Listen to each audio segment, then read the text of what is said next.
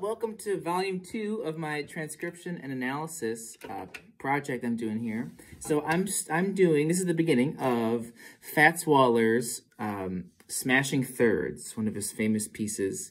And for those that don't know, my last transcription I did was by James P. Johnson. And Fats Waller was quite a bit younger, maybe 10, 15 years younger than James P. Johnson, and was actually a student and protege of James P. Johnson. So James P. Johnson was a big master of thirds and using thirds in all these cool ways and different modulations, and so was Fats. And boy, did Fats have a polished, beautiful technique. I mean, just fluid, legato, but he could swing too. Man, he just had it all. So, as a writer too, and as an entertainer and singer, just a really cool cat. So this is the introduction to his piece, Smashing Thirds. So the kind of main theme goes like this, and I'll cover this in the next video. So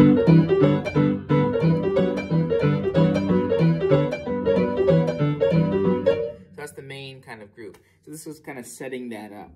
So what's he doing here? Well, he starts off with kind of so it's in the key of G major. So we have a G major chord, second version, D, G, B. And this little melody. It's nice. To a D flat down there to the 5 chord. We'll just have it voiced as a C, F sharp, A. And this melody goes up E, F sharp, A, B. And then that goes down to a, boy, I don't even know. We're getting to B, F, A, and then D. I like to add this F. I'm not quite sure if I'm hearing it, but I like how it sounds. A. Kind of voice, like a G7 kind of voicing. Now, this is really cool. We have a diminished chord, a half diminished 7th chord, F sharp, A, C, E, but he takes the A up an octave. So it's voiced this way, okay?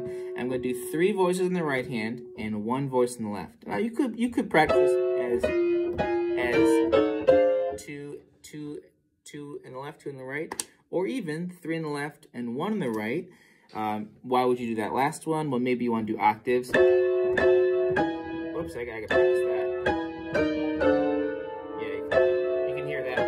There we go. So that'd be pretty cool. You know, a pianist do that all the time. But he's gonna do 1 in the left, 3 in the right, so we can catch those bass notes with their pinky coming down. Okay, but all this is, once you have that chord, he just moves down chromatically in rhythm.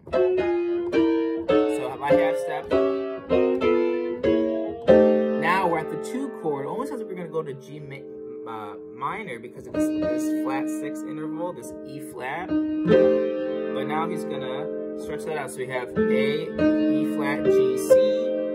Voice it down here. So just switching that and voicing here. Now we've got a 7th and left hand, A and G. And that same similar voicing in the right hand, C, E flat, A. Right? So we're going to go from here. Just going to take it down. And then we're going to take it, now instead of a diminished chord, we're going to have it an A minor 7 chord. It's going to set up that major key. So we got a 5th, just a 5th in the left hand, A and E. And then I'm playing G, C, and A. Right? So that's our 7th, 3rd, 5th. I like to add in the A, picking it up. Again, I'm not always sure if I'm hearing these kind of details. So there's some wiggle room there, but that sounds good. That sounds good too. I've added an extra 8.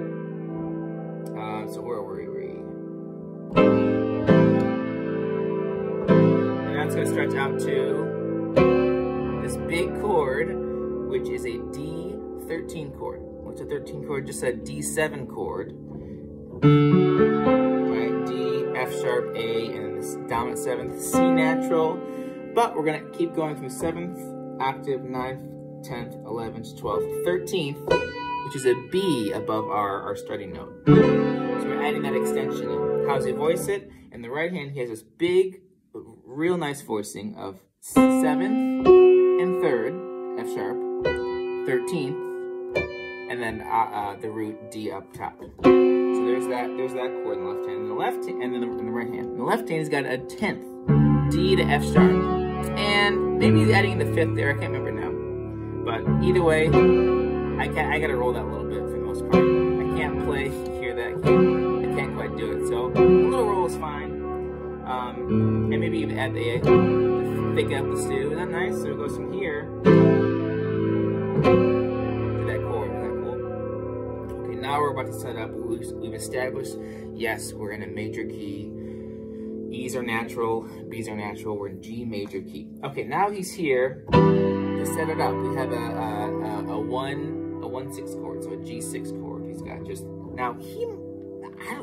I think he has kind of smaller hands, but he doesn't sound like it. So maybe I have to look into that. I don't know actually, but he might be voicing this in the right hand with 13th the E, and then 3rd B, 5th G the octave or G the root.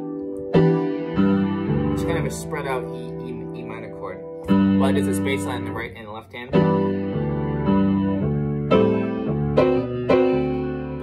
I can't do, if he does that, I can't do it. I can't do it well enough. I'm not going to even try with 10ths in my right hand. It's been a struggle enough with the left hand. So I'm going to take that 13th of my thumb in the left hand and play that bass line with the rest of my left hand.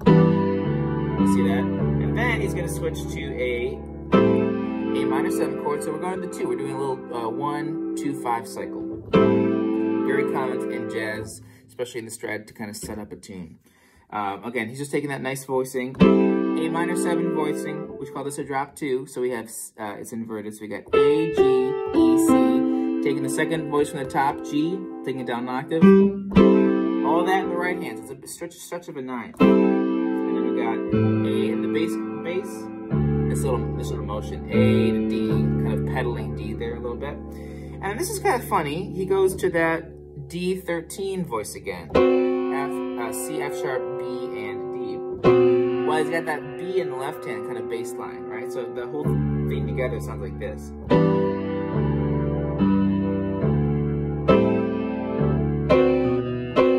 Kind of strange, right? But it works, right? If you don't think about it too theoretically, it just sounds good, especially when he plays it. Listen for it. Okay, then he replace it again. And then he's gonna do that voicing again in the right hand and take a 10th down, flick it down. This time I'm pretty sure he starts at the F sharp, takes it down. Little details like this matter.